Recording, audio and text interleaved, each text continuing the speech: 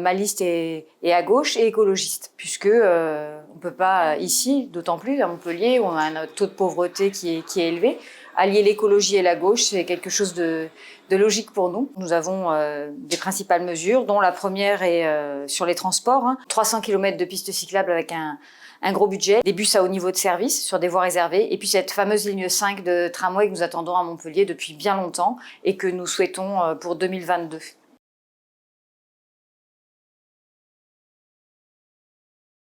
La gratuité n'existe pas, c'est-à-dire que gratuit, il y a toujours quelqu'un qui paye. Le problème que ça pose, la gratuité des transports, c'est qu'en fin de compte, le coût il va être supporté collectivement par tout le monde. Ça pose un deuxième problème de profonde inégalité. Dire que la métropole prendra en charge la totalité des abonnements, c'est en fait faire un cadeau de 5 millions d'euros aux entreprises et aux entreprises les plus grosses, qui ont le plus de personnel. Donc c'est un vrai sujet. Donc est-ce qu'on veut faire un cadeau de 5 millions par an aux entreprises de Montpellier, alors qu'en fin de compte, c'est censé être une mesure sociale? Le bilan au niveau écologique est catastrophique, même j'ai envie de dire, puisque le bilan écologique, on se retrouve avec une gare qui est à l'autre bout de la ville, où on ne peut accéder qu'avec une voiture, à 150 millions d'euros, donc une gabegie financière. Derrière, on se retrouve avec une ligne 5 de tramway qui a pris 10 ans de retard à cause du maire sortant.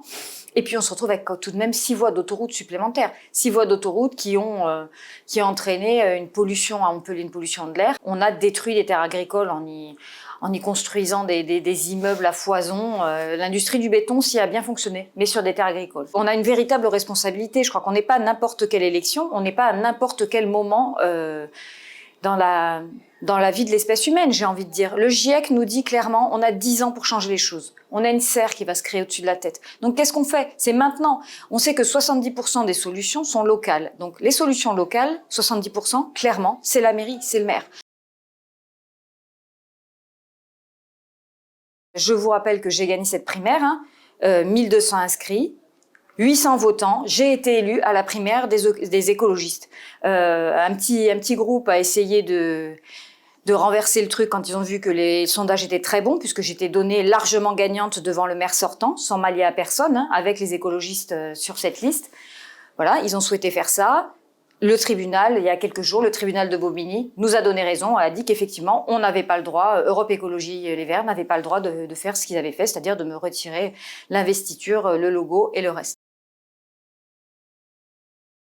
Je suis une écologiste de gauche et on devra s'allier avec toutes les forces qui portent l'écologie et la gauche pour le deuxième tour. Moi, je suis pas là pour être assise sur un fauteuil en cuir ou pour manger des petits fours, je suis là pour changer les choses.